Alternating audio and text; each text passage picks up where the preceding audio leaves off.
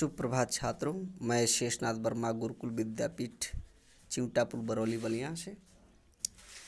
छात्रों, आज हम हिंदी साहित्य का अध्ययन कक्षा 10 की पुस्तक क्षितिज भाग 2 के काव्यखंड के प्रथम पाठ सूरदास के पद के माध्यम से करेंगे।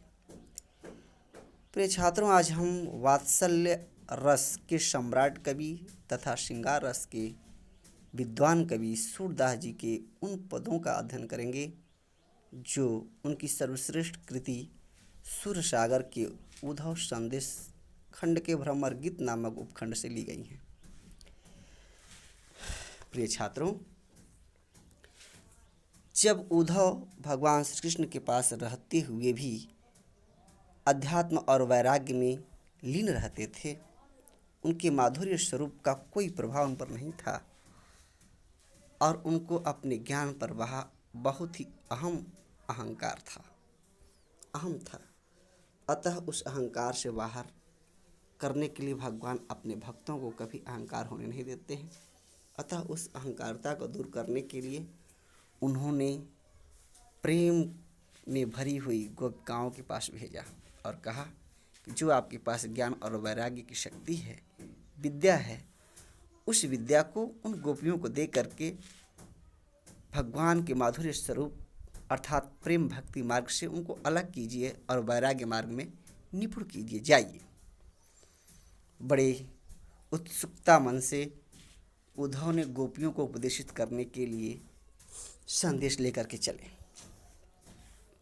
जैसे ही वो गोपियों के पास ज्ञान और वैराग्य का संदेश देना प्रारंभ किया और कहा कि आप प्रेम मार्ग को भूल जाएं और योग और अध्यात्म मार्ग को अपनाकर ईश्वर के साक्षात दर्शन ज्योति स्वरूप का कीजिए।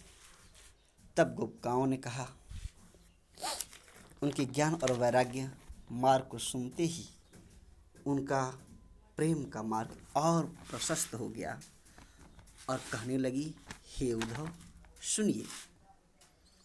उद्धव तुम हो अति बड़ भागी, उद्धव तुम हो अति बड़ भागी, अपरस रहत स्नेहत गाते, नाहिन मन अनुरागी, पुरैन पात रहत जल भीतर, तारस देहन दागी, ज्यों जल माह तेल की गागरी, बूंदन ताकौ लागी, प्रीति नदी में पाउन बोरियो, दृष्टि न रूप परागी, सूरदास अब लाहम भोरी, गुर चाटी जो पागी, उद्धव तुम हो अति बड़ भागी, उद्धव तुम हो अति बड़ भागी। गोपिकाएं उद्धव से कहती हैं, हे उद्धव, आप तो बहुत बड़े भाग्यशाली हैं। इसलिए भाग्यशाली हैं कि आप कृष्ण के पास से आ रहे हैं और शायद आपने उनके सौंदर्य और परम तत्व गुण को नहीं देखा, इसीलिए आप योग और ज्ञान की बातें कर रहे हैं। वो कह रही हैं, हे उद्धव, अपरस रहत स्नेह तगाते, आप तो स्नेह रूपी धागे से अछूता रह गए। मतलब कृष्ण के प्रेम रूपी धागे से आप अछूते रह गए, बंधे ही नहीं। इसलिए आप बड़े भाग्यशाली हैं। ना ही मन अनुरागी, और ना ही आपका मन प्रेम मार्ग का अनुगामी है, अर्थात प्रेम मार्ग पर चलने वाला है।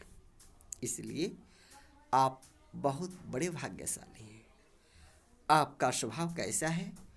उपमा का प्रयोग कर रही हैं, उदाहरण का प्रयोग कर रही हैं और दे रही हैं, बता रही हैं कि आपका स्वभाव वैसा ही है। कैसा?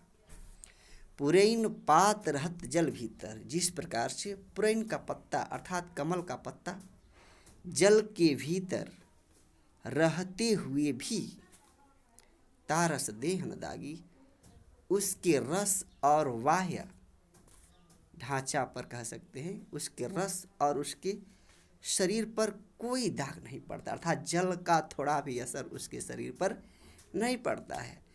मतलब ये है, गोपिकाएँ कह रही हैं कि हे उद्धव, जिस प्रकार से जल के भीतर पुरन का पत्ता रहता है, फिर भी उसके बाह्य और आंतरिक दोनों भाव में कोई परिवर्तन नहीं होता, अर्थात जल का असर थोड़ा भी नहीं होता, उसी प्रकार से जिस प्रकार से ज्यों जल माह तेल की गागरी बूंद न ताको लागी, जिस प्रकार से अगर तेल से भरी गागर हो, अर्थात तेल से लिपटी हुई गागर हो, और उस गागर को कितना हो जल के अंदर डुबोया जाए, परंतु वह जल के गुण को धारण नहीं कर सकती है, जल से थोड़ा भी प्रभावित नहीं होती है।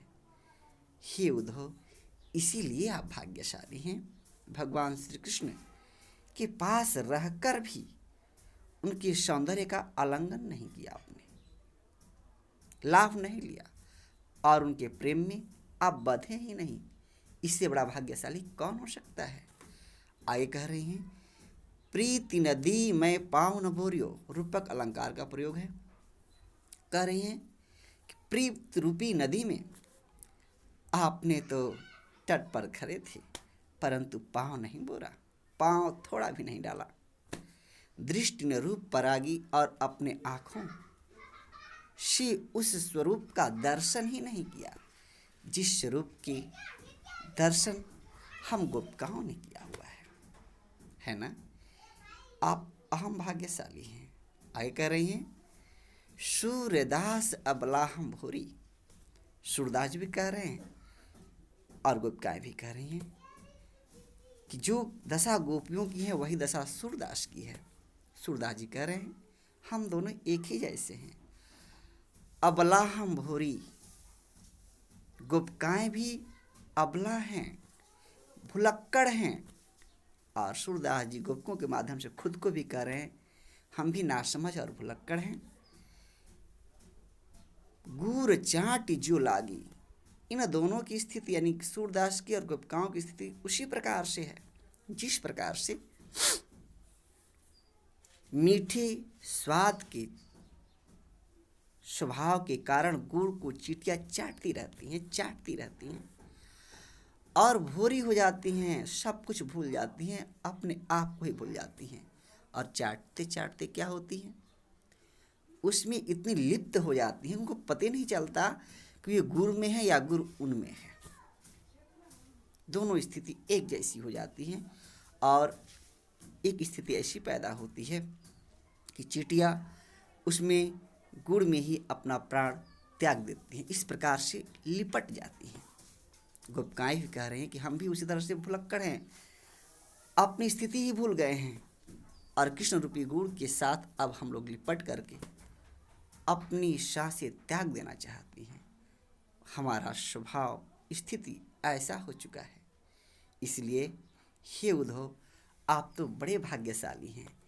एक हम हैं कि कृष्ण के साथ रहकर, उनको देखकर उनके प्रेम में इतने बंधे हुए हैं कि हमारी स्थिति चींटियों की भांति हो गई है, और आप कृष्ण के साथ रहकर ऐसे ही हैं जैसे तेल की गगरी और पुरन का पत्ता होता है। इसलिए आप महान हैं। गोपिकाएं उद्धव के ऊपर हंस रही हैं, व्यंग कस रही हैं, पूरी पंक्तियों में उद्धव के ऊपर व्यंग कस रही हैं, और इस आधार पर सूरदास जी प्रेम मार्ग को श्रेष्ठ बता रहे हैं, और योग और वैराग्य को, इन दोनों से श्रेष्ठ मार्ग जो है वो प्रेम मार्ग का सहयोग कर रहे हैं, अर्थात सपोर्ट कर रहे हैं। Okay, thank you.